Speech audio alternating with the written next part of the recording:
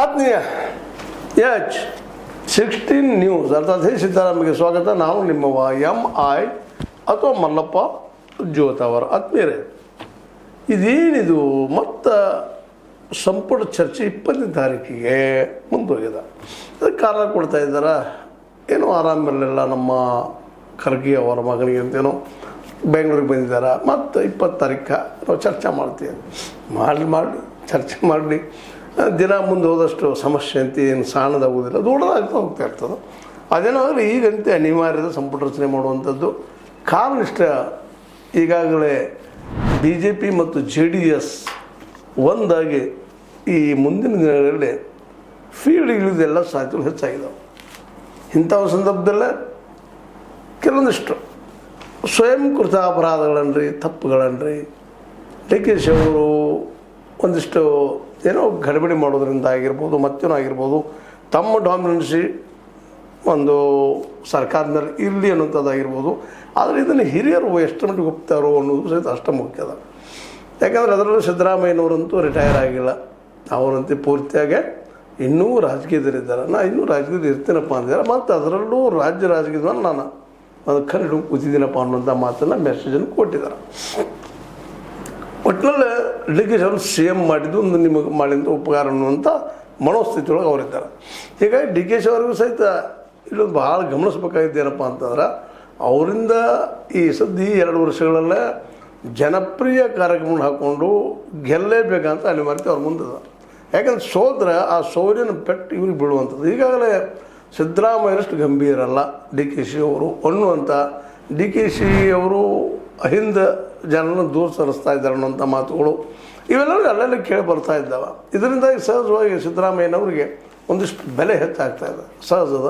ಮತ್ತು ಅವ್ರ ವ್ಯಕ್ತಿತ್ವ ನೋಡಿದಾಗ ಸಹಜ ದೊಡ್ಡ ವ್ಯಕ್ತಿತ್ವ ಅದ. ಅದರಲ್ಲೂ ಮುಖ್ಯವಾಗಿ ಇವತ್ತು ಹೈಕಮಾಂಡ್ ಮೇಲೆ ದೊಡ್ಡ ಪ್ರಮಾಣದ ಒಂದು ಪ್ರಭಾವವನ್ನು ಮಾಡ್ಕೊಂಡಿದ್ದಾರೆ.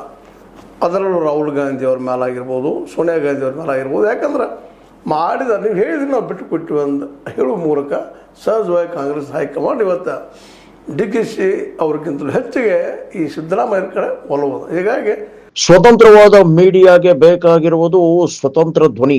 ಆ ಸ್ವತಂತ್ರ ಧ್ವನಿ ಉಳಿಸಲು ನೀವು ಮಾಡಬೇಕಾದದ್ದು ಇಷ್ಟೇ. ಅದೇನಪ್ಪಾ ಅಂತಂತಂದ್ರೆ, ನಿಮ್ಮ ಕೈಲಾದಷ್ಟು ಸಹಾಯ ಈ ಚಾನಲ್ಗೆ ಮಾಡಿ ಹಾಗೂ ನಿಮ್ಮ ಧ್ವನಿಯನ್ನು ಕಾಪಾಡಿಕೊಳ್ಳಿ. ಮತ್ತು ಅದೇ ಕಾಲಕ್ಕೆ ಇನ್ನೊಂದೇನಪ್ಪ ಅಂತಂದ್ರೆ, ಈ ಇಡೀ ರಾಜ್ಯದಲ್ಲಿ ಕಾಂಗ್ರೆಸ್ಸದ ಯಾರಾದರೂ ಎಲ್ಲರಿಗೂ ಪರಿಚಯದಂಥ ನಾಯಕ ಇದ್ದಿದ್ರೆ ಅದು ಸಿದ್ದರಾಮಯ್ಯನವರು. ಕೆಲವೊಬ್ಬರು ಲಿಮಿಟೇಷನ್ಸ್ ಇದಾವೆ. DK ಶಿವಕುಮಾರ್ ಅವರು ಮೈಸೂರು ಏರಿಯಾದಲ್ಲಿ ಆದರೂ ಒಕ್ಕಲಿಗರಲ್ಲಿ ಪೂರ್ಣ ಪ್ರಮಾಣದಲ್ಲಿ ಇಲ್ಲ. ಒಕ್ಕಲಿಗರಲ್ಲಿ ಅಲ್ಲಿ ಡಾಮಿನೆನ್ಸಿ ನಮ್ಮ HD ಕುಮಾರಸ್ವಾಮಿಗಳದು, ದೇವೇಗೌಡರದ, ಇನ್ನು ಅಲ್ಲೇ ಸುತ್ತಮುತ್ತ ಒಂದಿಷ್ಟು ಇವ್ರ ಪ್ರಭಾವ ಇಲ್ಲ ಅಂತಲ್ಲ. ಆದರೆ ಸಿದ್ದರಾಮಯ್ಯನ ಹೊರಿಸಾಗಿದೆ ಏನೂ ಅಲ್ಲ. ಇನ್ನು ಉತ್ತರ ಕರ್ನಾಟಕ ಬಂದಾಗ ಇತ್ತೀಚೆಗೆ ಒಂದು ಸ್ವಲ್ಪ ಸತೀಶ್ ಅವರು, ಅದೇ ಕಾಲಕ್ಕೆ ಏನೇಳೋದು ಒಂದಿಷ್ಟು ಏನು ಕಾಂಗ್ರೆಸ್ನಲ್ಲಿ ಬರ್ತಾ ಇದ್ದಾರೆ. ಯಾಕಂದ್ರೆ ಇತ್ತೀಚೆಗೆ ಬೊಮ್ಮಾಯಿ ಅವ್ರದ್ದಾಗಿರ್ಬೋದು ಉತ್ತರ ಕರ್ನಾಟಕದಲ್ಲೇ, ಅದೇ ಕಾಲಕ್ಕೆ ನಮ್ಮ ಜಗದೀಶ್ ಶೆಟ್ಟರ್ ಅವ್ರದ್ದಾಗಿರ್ಬೋದು, ಅಷ್ಟು ಪ್ರಭಾವ ಇರಲಿಲ್ಲ. ಯಾಕಂದರೆ ಅವರು ನಿಧಾನಕ್ಕೆ ಮೊದಲನೇ ಹಿಡಿತವನ್ನು ಸಾಧಿಸ್ಕೊಂಡಿಲ್ಲ. BJPಯಲ್ಲಿ ಒಂದು ಸ್ವಲ್ಪ ಹಿಡಿದು ಮಾಡಿಕೊಂಡ್ರು ಜಗದೀಶ್ ಶೆಟ್ಟರ್ ಅವರು. ಹೀಗಾಗಿ ಹುಬ್ಬಳ್ಳಿಯಲ್ಲಿ ಸಹಿತ ಅವ್ರು ಮೊದಲು ಏನು ಹೇಳ್ತಿತ್ತು, ಒಬ್ಬ ಮಾಜಿ ಮುಖ್ಯಮಂತ್ರಿ ಅಂತೇಳಿ ಅದು ಇವತ್ತು ಕಾಣ್ತಾ ಇಲ್ಲ. ಬೊಮ್ಮಾಯಿ ಅವ್ರದ್ದು ಅದೇ ಪರಿಸ್ಥಿತಿ ಅದು.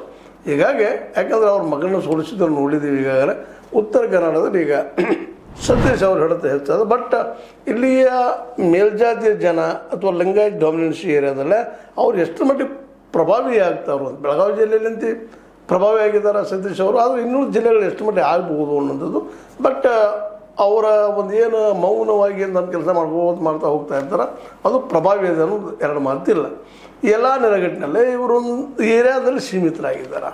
ಮುಂದೆ ಈ ಎಲ್ಲ ನೆಲೆಗಟ್ಟಿನಲ್ಲೇ ನೋಡಿದಾಗ ಸಿದ್ದರಾಮಯ್ಯನವ್ರು ಇಡೀ ರಾಜ್ಯದ ಹೌದಪ್ಪ ನಾಯಕರು ಇವರು ಅಂತೇಳಿ ಯಡಿಯೂರಪ್ಪರು ಬಂದಾಗ ಏನಾಗಿಬಿಡ್ತದಪ್ಪ ಅಂದ್ರೆ ಒಂದಿಷ್ಟು ಇಲ್ಲ ಲಿಂಗಾಯತ ಸಮುದಾಯಕ್ಕೋ ಮಠಮಾನ್ಯಗಳಿಗೆ ಸಂಬಂಧಿಸಿದವರು ಅನ್ನೋಂಥ ಒಂದಿಷ್ಟು ಲಿಮಿಟೇಷನ್ ಬಂದುಬಿಡ್ತದೆ.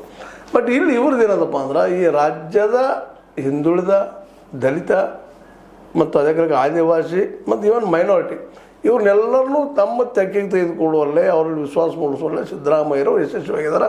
ಹೀಗಾಗಿ ಸಂಪುಟ ವಿಸ್ತರಣೆ ಆದ ತಕ್ಷಣ ಅವರು ಈ ಮುಂದಿನ ದಿನಗಳಲ್ಲಿ ಈ ಕಾಂಗ್ರೆಸ್ ಗೆಲ್ಲಲೇಬೇಕಪ್ಪ 2028 ಅನ್ನುವಂಥ ಮೂಮೆಂಟಿಗೆ ಚಾಲನೆ ನೀಡ್ತಾ ಇದ್ದಾರೆ ಅಂತ ಸುದ್ದಿಗಳು ಬರ್ತಾಯಿದೆ. ಅದನ್ನು ರಾಹುಲ್ ಗಾಂಧಿ ಅವರು ಸಿದ್ದರಾಮಯ್ಯ ನೇತೃತ್ವದಲ್ಲಿ ಕೊಡುವಂಥ ಸಾಧ್ಯತೆಗಳು ಹೆಚ್ಚಾಗಿದಾವೆ. ಯಾಕಂದ್ರೆ ಈಗ ನೋಡ್ರಿ ಅವ್ರು ಏನೂ ಇಲ್ಲ ಅಂತಂದ್ರೆ ಡಿ ಕೆ ಶಿವಕುಮಾರ್ ನೀವಪ್ಪ ಅಂತನ್ನುವಂಥ ವಾತಾವರಣ ಕ್ರಿಯೇಟ್ ಮಾಡಿದ್ರೆ ಅವ್ರು ಯಾಕೆ ಹೋಗ್ತಾರೆ ರೀ? ಇನ್ನೊಬ್ರು ಯಾರ್ದೋ ಸರ್ ನಾ ಯಾಕೆ ಬೆಳಿಬೇಕಪ್ಪ ಅನ್ನೋ ಸಹಜ ಎಲ್ಲ ಮನುಷ್ಯನ ಅದ. ಇವತ್ತು ಸಹಜ ಎಲ್ಲರೂ ಬೆಳೆದು ಬಿಟ್ಟದದು. ಅದಕ್ಕೆ ಸಿದ್ದರಾಮಯ್ಯನೂ ಹೊರತಲ್ಲ. ಬಟ್ ಇವತ್ತು ಅವರು ಲೀಡ್ ಮಾಡೋದು ನೋಡಿದ್ರೆ ಒಂದು ಅವ್ರಿಗೆ ದೊಡ್ಡ ಪೋಸ್ಟನ್ನು ಸೆಂಟ್ರಲ್ದಲ್ಲಿ ಏನಾದರೂ ದೊಡ್ಡ ಪ್ರಮಾಣದಲ್ಲಿ ಗೌರ್ಮೆಂಟ್ ರಚನೆ ಆಗುವಂಥದ್ದು ಬಂತಂದ್ರೆ 2029ರಲ್ಲಿ ಸಾಧ್ಯಗಳು ಅವು ಇಲ್ಲ ಅಂತ ಅನ್ಲಿಕ್ಕೆ ಆಗೋದಿಲ್ಲ. ಇವತ್ತು ಜನ BJP ಹೋದಪ್ಪ ಗೆಲ್ತದ, ರಾಮ ಮಂದಿರದಾಯ್ತು ಮತ್ತೇನಾಯ್ತು ಗದ್ದಗಳಾಗ್ತಾ ಇದ್ದಾವೆ. ಅದ್ರ ಜೊತೆಗೇನ ಅದಕ್ಕಿಂತ ಹೆಚ್ಚಿಗೆ ಏನಪ್ಪ ಅಂತಂದ್ರೆ ಇಲ್ಲಿ SIR ಮತ್ತು EVMಗಳ ಎಲ್ಲ ಗದ್ದಗಳು ನೋಡಿದಾಗ ಮತ್ತೊಮ್ಮೆ ಮತ್ತು ಏನಪ್ಪ ಅಂತಂದ್ರೆ ಮೋದಿಯವ್ರು ಗೆಲ್ಲಬಹುದು ಅನ್ನುವಂಥ ಸ್ಥಿತಿ ಇರೋ ಮುಂದೆ. ಬಟ್ ಘಟನಾವಳಿಗಳು ಅಷ್ಟು ಅಂದ್ಕೊಂಡು ಸುಲಭವಿಲ್ಲ. ಈಗ ಹೇಳ್ತೀನಿ, ರಾಮ ಮಂದಿರ ರೆಫರ್ ಮಾಡಿದ್ನಿ. ರಾಮ ಮಂದಿರದಲ್ಲಿ ಹಣದ ದರೋಡೆ ಆಗಿರ್ಬೋದು ಅಥವಾ ಲೂಟಿ ಆಗಿರ್ಬೋದು, ಅದು ಜೋರ್ದಾರ್ ಬೆಳೀತಾ ಇದೆ ಉತ್ತರ ಪ್ರದೇಶದಲ್ಲಿ. ಯಾಕಂದ್ರೆ 2027ರಲ್ಲೇ UPಯಲ್ಲಿ ಉತ್ತರ ಪ್ರದೇಶದಲ್ಲಿ ಏನಾದರೂ ಈ ರಾಮ ಮಂದಿರ ಇಶ್ಯೂ ದೊಡ್ಡದಾಗಿ ಬಿಡಿದಪ್ಪ ಅಂದ್ರೆ ನಾವು ದೊಡ್ಡದು ಮಾಡ್ತಾರೆ. ಮತ್ತು ಕಾಂಗ್ರೆಸ್ಸಿಗರು ಮತ್ತು ಈ SP ಅಂದ್ರೆ ಗೊತ್ತು ನಿಮಗೆ, ಅಖಿಲೇಶ್ ಯಾದವ್ ದೊಡ್ಡದು ಮಾಡಿ ಅವ್ರನ್ನೇನಾದ್ರು ಗೆದ್ರೆ BJP ಮಾತ್ರ 2029ರಲ್ಲಿ ಅಂದುಕೊಂಡ್ರೆ ಸುಲಭಿಲ್ಲ ಒಂದು ಅಧಿಕಾರಕ್ಕೆ ಬರೋದು ಅನ್ನುವಂಥದ್ದು. ಇದೆಲ್ಲ ನೆನಪಿಸ್ಕೊಂಡಾಗ ಸಹಜವಾಗಿ ಏನು ಅನ್ನಿಸ್ತದಪ್ಪ ಅಂತಂದ್ರೆ ಸಿದ್ದರಾಮಯ್ಯನವರು ಕರ್ನಾಟಕದ ಮಟ್ಟಿಗೆ ಮಾತ್ರ ನಿಶ್ಚಿತವಾಗಿಯೂ ಒಬ್ಬ ಬಲಿಷ್ಠ ನಾಯಕರು. ಅವ್ರು ಎದುರು ನಾವು ವಿಚಾರ ಮಾಡಿದಾಗ ಇವತ್ತು ಯಡಿಯೂರಪ್ಪನವ್ರು ಸಹಿತ ಒಂದಿಷ್ಟು ಅವ್ರ ಮೇಲೆ ಇರುತ್ತಿರುವಂಥ ಭ್ರಷ್ಟಾಚಾರದ ಆರೋಪ ಆಯಿತು, ಪೋಕ್ಸೋ ಆರೋಪಗಳಾದವು. ಇದರಿಂದಾಗಿ ತಮ್ಮ ವ್ಯಕ್ತಿತ್ವದಲ್ಲಿ ಸ್ವಲ್ಪ ಕಳಂಕಗಳನ್ನು ತಂದುಕೊಂಡಿದ್ದಾರೆ. ಆದರೂ ಸಹಿತ ಅವ್ರನ್ನ ಬಿಟ್ಟು ಮತ್ತೇನು ಹಾದಿಲ್ಲ BJPಗೆ. ಅವ್ರನ್ನ ಹೇಳಬೇಕು, ಅವ್ರ ಜೊತೆಗೆ ಇನ್ನೊಂದು ನಾಯಕರನ್ನು ಬೆಳೆಸ್ಕೋಬೇಕು. ಇದೇ ಒಂದು ಅವಕಾಶವನ್ನು ಸಿದ್ದರಾಮಯ್ಯ ಮೂಲಕ ಒಪ್ಪಿಸಿಕೊಂಡು ಈ ಒಂದು ರಾಜ್ಯದಲ್ಲಿ ಬೆಂಗಳೂರು ಅಥವಾ ಕರ್ನಾಟಕದಲ್ಲಿ ಈ ಸಿದ್ದರಾಮಯ್ಯ ಮೂಲಕ ಮೂವ್ಮೆಂಟ್ ಶುರು ಮಾಡಬೇಕು ಅನ್ನೋದು ರಾಹುಲ್ ಗಾಂಧಿ ಅವ್ರದ್ದು. ಅದಕ್ಕೆ ಮೋಸ್ಟ್ ಪ್ರೊಬಬಲಿ DK ಅವ್ರದ್ದು ವಿರೋಧ ಮಾಡಲಿಕ್ಕಿಲ್ಲ. DK ಅವ್ರದ್ದು ವಿರೋಧ ಎದಕ್ಕಿತ್ತು ಅವ್ರದ್ದು ಅಥವಾ ವಿರೋಧ ಸಿದ್ದರಾಮಯ್ಯ ಯಾಕೆ ಮಾಡ್ತಾರೆ ಅನ್ನೋದು ನಾನು ಸೇಮ್ ಆಗಬೇಕು ಅಂತೇಳಿ. ಈಗ ಆದ್ರೆಲ್ಲ ಮುಗಿದು ಹೋಗ್ಬಿಡ್ತು. ಆದರೆ ಇಲ್ಲಿವರೆಗೆ ಆಡಳಿತ ನೋಡಿದಾಗ ಸಿದ್ದರಾಮಯ್ಯರಷ್ಟು ಗಂಭೀರವಾಗಿ ಆಡಳಿತ ಮಾಡ್ತಾ ಇಲ್ಲ ಅನ್ನೋದಕ್ಕೆ ಬಿಡದಿ ಒಂದು ದೊಡ್ಡ ಸಾಕ್ಷಿ. ಅವ್ರು ಇರ್ಬೋದು, ಒಳ್ಳೆ ಆಡಳಿತ ಕೊಡೋ ಪ್ರಯತ್ನ ಮಾಡ್ತಿರ್ಬೋದು. ಅದು ಆದರೂ ಸಹಿತ ಅಷ್ಟರ ಮಟ್ಟಿಗೆ ಇಲ್ಲ ಅನ್ನುವಂಥ ಮಾತು ರೈತರು ಇವತ್ತು ವಿರೋಧ ಆಗ್ತಾಯಿದೆ. ಅಂತಾರೆ ಬರಗಾಲ ಒಂದು ಬಿದ್ದುಬಿಟ್ಟದೆ ಈ ಸಲ. ಅದೊಂದು ಏನೋ ಅಂತಾರಲ್ಲ, ಯಾವುದೋ ಸಮಯಕ್ಕೆ ಏನೋ ಆಗ್ಯದ. ಇನ್ನು ಇದರ ಜೊತೆಗೆ ಇನ್ನೊಂದಿಷ್ಟು ಏನಪ್ಪ ಅಂತಂದ್ರೆ ಈ ಸಂದರ್ಭದಲ್ಲಿ DK ಅವ್ರು ಏನಾದರೂ ಸಿದ್ದು ಅವ್ರನ್ನ ಎದುರು ಹಾಕಿಕೊಳ್ಳುವಂಥ ಪ್ರಯತ್ನ ಮಾಡಿದರೆ ಅಥವಾ ಅವ್ರಿಗೆ ಬೇಕಾದಂತಹ ಒಬ್ಬ ವ್ಯಕ್ತಿಗಳನ್ನು ಮಿನಿಸ್ಟರ್ ಮಾಡೋದಕ್ಕೆ ಕಾಲ್ತೊಡರು ಮಾಡಿದರೆ ನಿಶ್ಚಿತವಾಗಿ ಡಿಫ್ರೆನ್ಸ್ ಒಪಿನಿಯನ್ ಹೆಚ್ಚಾಗ್ತಾ ಹೋಗ್ತದೆ. ಬಟ್ ಅದು ಮಾಡಲಿಕ್ಕಿಲ್ಲ DK ಅವರು. ಈಗಾಗಲೇ DK ಅವರು ಸಿದ್ದರಾಮಯ್ಯರ ಹೇಳ್ದಂಗೆ ನಡ್ಕೊಂಡು ಹೋಗ್ತಾ ಇದ್ದೀನಿ, ಅವ್ರ ಮಾರ್ಗದರ್ಶನದಲ್ಲಿ ಮುಂದುವರಿತಾ ಇದ್ದೀನಿ ಅನ್ನೋಂಥ ಮಾತಾಡೋ ಜೊತೆಗೆ ಹೊರಗೆ ತೋರಿಸ್ಕೊಳ್ಳೋ ಪ್ರಯತ್ನ ಮಾಡಿದ್ದಾರೆ. ಏನೂ ಇರಲಿ, ಸಿದ್ದರಾಮಯ್ಯನವರ ಈ ಒಂದು ಹೊಸ ರೂಪ ಈ ಸಂದರ್ಭದಲ್ಲಿ ಆಗ್ಬೋದಾ ಅನ್ನುವಂಥ ಪ್ರಶ್ನೆ ಅದೇನೋ ಆಗಲಿ. ಸಂಪುಟ ರಚನೆ ಮುಂದಕ್ಕೆ ಹಾಕಿದಂಗೆ ಮಾತ್ರ ಅದು ಇನ್ನಷ್ಟು ಕಗ್ಗಂಟಾಗ್ತದೆ ಅಂದ್ರೆ ಮತ್ತೇನಾಗಲಿಕ್ಕಿಲ್ಲ. ಮೋಸ್ಟ್ ಪ್ರೊಬಬಲಿ ಸಾಲ್ವ್ ಆದಂಗೆ ಕಾಣ್ತದೆ. ಯಾಕಂದ್ರೆ ನಾವು ಸಹಜವಾಗಿ ಒಂದಿಷ್ಟು ಬಾಡಿ ಲ್ಯಾಂಗ್ವೇಜ್ ನೋಡಿದಾಗ ಸಿದ್ದರಾಮಯ್ಯನವರು ಖುಷಿಯಿಂದ ಇರುವಂಥದ್ದು ಮತ್ತು ತಮ್ಮದು ಮಾತು ನಡೀತಾ ಇದ್ದಾವೆ ಅನ್ನುವಂಥ ಸಮಾಧಾನ ಅವ್ರಲ್ಲಿ ಕಾಣ್ತಾ ಇದೆ. ಹೀಗಾಗಿ ಮೋಸ್ಟ್ ಪ್ರೊಬಬಲಿ BJPಗಿಂತ ಹೆಚ್ಚು ಒಗ್ಗಟ್ಟ ಕಾಂಗ್ರೆಸ್ನಲ್ಲಿ ಇರೋದ್ರಿಂದಾಗೆ ಕೆಲವೊಂದೇನೋ ತಪ್ಪುಗಳಾಗಿರ್ಬೋದು, ಬಿಡದಿ ಆಯಿತು ಮತ್ತೇನೋ ಆಯಿತು ಆಗಿರ್ಬೋದು. ಅಂಥದ್ರಲ್ಲಿ ಇದೇ ಸಂದರ್ಭದಲ್ಲಿ ಬರಗಾಲ ಒಂದು ಬಂದಿದ್ದು. ಇವೆಲ್ಲ ಕಾರಣಗಳಿಗಾಗಿ ಒಂದಿಷ್ಟು ಕಾಂಗ್ರೆಸ್ ಹಿನ್ನಡೆಗೆ ಅನ್ನಿಸ್ತಾ ಇದೆ. ಆದರೆ ಮುಂದಿನ ದಿನಗಳಲ್ಲಿ DK ಅವರು ತೆಗೆದುಕೊಳ್ಳುವಂಥ ನಿರ್ಧಾರಗಳ ಮೇಲೆ ಮತ್ತು ಸಿದ್ದರಾಮಯ್ಯವರು ಯಾವ ರೀತಿಯಾಗಿ ವರ್ತಿಸ್ತಾರೆ ಅನ್ನೋದ್ರ ಮೇಲೆ 2028ರ ಚುನಾವಣೆಗಳು ನಿಲ್ಲುವಂಥದ್ದು ನೋಡೋಣ, ಕಾದಿರಾಗ್ಬೋದು ಅಂತೇಳಿ. ಒಟ್ಟಾರೆ ಮಾತ್ರ ಈ 2022 ಚುನಾವಣೆ ಕಳೆ ಹೊಡೆದಂಗೆ ಆಗ್ಯದ. ಈಗಾಗಲೇ ಆದರೆ ವಿಶ್ಲೇಷಣೆ ಸ್ಟಾರ್ಟ್ ಆಗಿದ್ದಾವೆ. ಈಗಿನ ಮಟ್ಟಿಗೆ ಮಾತ್ರ BJP ಮತ್ತು JDS ಒಂದಾದ್ರೆ ಕಾಂಗ್ರೆಸ್ದ ಮುಂದು ಅನ್ನುವಂಥದ್ದು ಮಾತುಗಳು ನಡೀತಾ ಇದ್ದಾವೆ. ನೋಡು ನೀನಾಗ್ಬೋದು, ಮತ್ತಿನ ಬದಲಾವ ಸಾಧ್ಯತೆಗಳಿದ್ದಾವೆ ಅಂತ ಅವರು ಸ್ವತಃ ಹೇಳ್ಕೊಡ್ತಾ ಇದ್ದಾರೆ. ಯಾರು ವಿಶ್ಲೇಷಣೆ ಮಾಡ್ತಾ ಇದ್ದಾರೆ, ಸರ್ವೆ ಮಾಡಿಸ್ತಾ ಇದ್ದಾರೆ. ಹೀಗಾಗಿ ಇದು ಪೂರ್ಣ ಗ್ಯಾರಂಟಿ ಅಲ್ಲ, ಅಂದರೂ ಸಹಿತ ವಿಶ್ಲೇಷಣೆ ಮಾಡಿದ್ದು ಸುಳ್ಳಲ್ಲ ಅಂತ ಹೇಳ್ತಾ ಇದು ಲೈಕ್ ಆಗಿರ್ಬೋದು. ಲೈಕ್ ಮಾಡಿ ಶೇರ್ ಮಾಡಿ, ಕಮೆಂಟ್ ಮಾಡಿ, ಜೊತೆ ಸಬ್ಸ್ಕ್ರೈಬ್ ತಿಳಿಸ್ಬೋದು. H16 ನ್ಯೂಸ್ ಅರ್ಥಾತ್ ಸತ್ಯದ ಕೈಗಳಲ್ಲಿ ವಂದನೆಗಳು. ಆತ್ಮೀಯ ಸಾರ್ವಜನಿಕರಲ್ಲಿ H16 ಅರ್ಥಾತ್ ಸೀತಾರಾಮದಿಂದ ಒಂದು ಮನವಿ. ಈ ಸಂಸ್ಥೆ ಭ್ರಷ್ಟಾಚಾರ, ಅನ್ಯಾಯ, ಅತ್ಯಾಚಾರಗಳಿಂದ ನೊಂದವರ ವೇದಿಕೆ. ಅನ್ಯಾಯಕೋರರ, ಭೂಗಳ್ಳರ, ನಶಾ ಸಾರಾಯಿ ಮಾಫಿಯಾಗಳ ವಿರುದ್ಧದ ಧ್ವನಿ. ರೈತರ, ಕೂಲಿಕಾರ, ಕಾರ್ಮಿಕರ, ಬಿದ್ದ ಸಮುದಾಯ ಜನರ ಧ್ವನಿ. ಬೆಂಬಲವಾಗಿ ನಿಂತು ತನುಮನ ಧನದ ಸಹಾಯಕ್ಕೆ ಸಾರ್ವಜನಿಕರಲ್ಲಿ ಕೋರಿಕೆ.